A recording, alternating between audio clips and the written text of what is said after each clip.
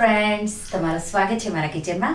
આજે આપણે બનાવીશું સાંજ માટે ઝટપટ બની જાય એવું કંઈ વિચારતા હોય તો આજે આપણે કુકરમાં માત્ર 10 મિનિટમાં બની જાય એવો ટમેટાનો પુલાવ અને સાથે ટેસ્ટી એવું બુંદીનું રાયતું બનાવીશું. તો ગરમીઓમાં તમને ખાવાની બહુ જ મજા આવશે. જો તમને મારી રેસિપીઓ ગમતી હોય અને હજુ સુધી ચેનલને સબસ્ક્રાઈબ ન કર્યું હોય તો સબસ્ક્રાઈબ કરજો અને બાજુમાં આપેલી ઘંટી દબાવજો એટલે નવી નવી રેસિપીના નોટિફિકેશન આવે. તો ચાલો બનાવીએ.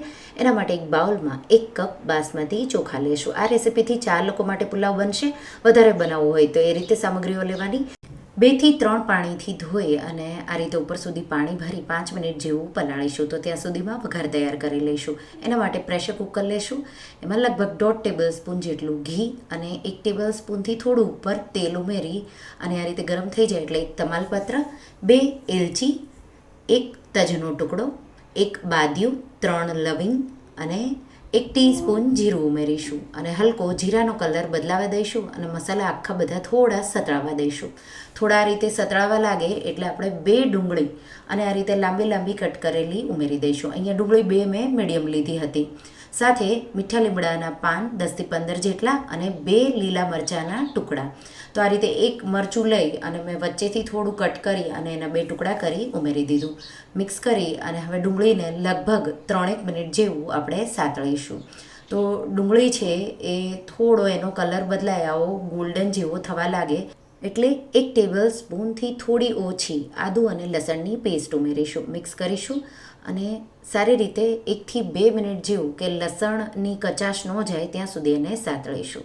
સાથે 1/4 ટીસ્પૂન જેટલી મેં હિંગ ઉમેરી દીધી છે. મિક્સ કરી દઈશું અને લગભગ હું એને 2 મિનિટ જેવું થવા દઈશ. તો હવે 2 મિનિટ જેવું થઈ ગયું છે. આપણે એમાં 4 લાલ હોય એવા ટમેટાં લેવાના અને એના રીતે મીડિયમ ટુકડા કરી ઉમેરી દેવાના. તો 4 ટમેટાં આ રીતે મેં એના ટુકડા કરી ઉમેરી દીધા. સાથે આપણે સ્વાદ પ્રમાણે મીઠું તો 1/2 ટીસ્પૂન જેટલું અને 1/2 ટીસ્પૂન હળદર ઉમેરી દઈશું. મિક્સ કરીશું અને ટમેટાં સોફ્ટ થાય ત્યાં સુધી આપણે એને થવા દઈશું. તો એકદમ મસી થાય ત્યાં સુધી આપણે ટમેટાં નહીં સાતળે, માત્ર સોફ્ટ થાય ત્યાં સુધી એને સાતળવાના છે. તો ટમેટાં સતળાય ત્યાં સુધીમાં હું રાઈસમાંથી જે આપણે ભાત પલાળ્યા છે એમાંથી પાણી નિતારી દઈશું. એકદમ પાણી નિતારી દેવાનું છે.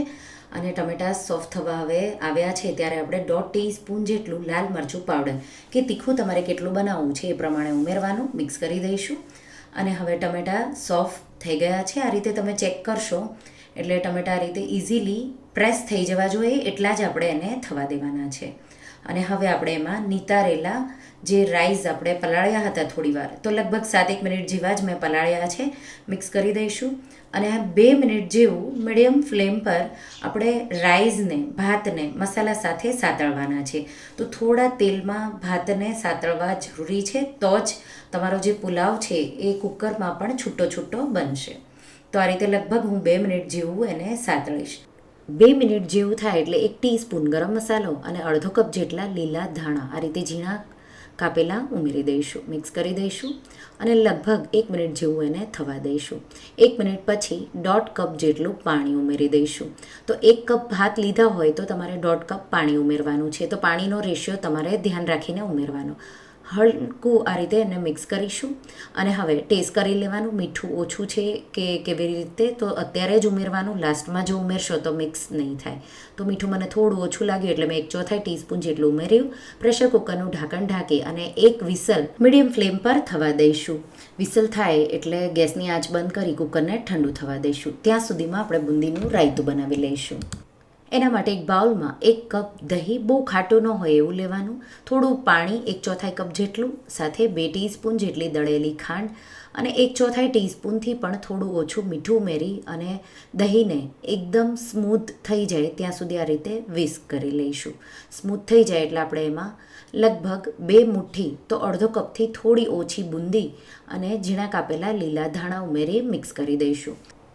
અને લગભગ 5-1 મિનિટ જેવું બુંદીને આ રીતે રાયતામાં જ રહેવા દઈશું અને ઉપરથી આ રીતે લાલ મરચું છાંટી રાયતોને ઠંડુ થાય અને થોડું આ રીતે જાડું થઈ જાય એટલે સર્વિંગ પ્લેટમાં કાઢીશું.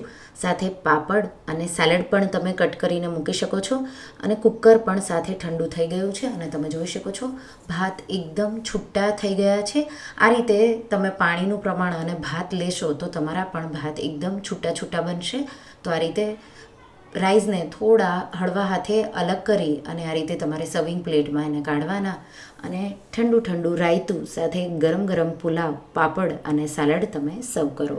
તો તમને આ રેસીપી કેવી લાગી મને કમેન્ટમાં જરૂરથી જણાવજો. અને જો રેસીપી ગમી હોય તો વિડીયોને લાઈક કરજો, શેર કરજો અને મારા ચેનલને સબસ્ક્રાઈબ કરજો. અને આવી જ નવી રેસીપીઓ માટે તમે બેલ આઇકન બટનને પ્રેસ કરજો. Thank you for watching.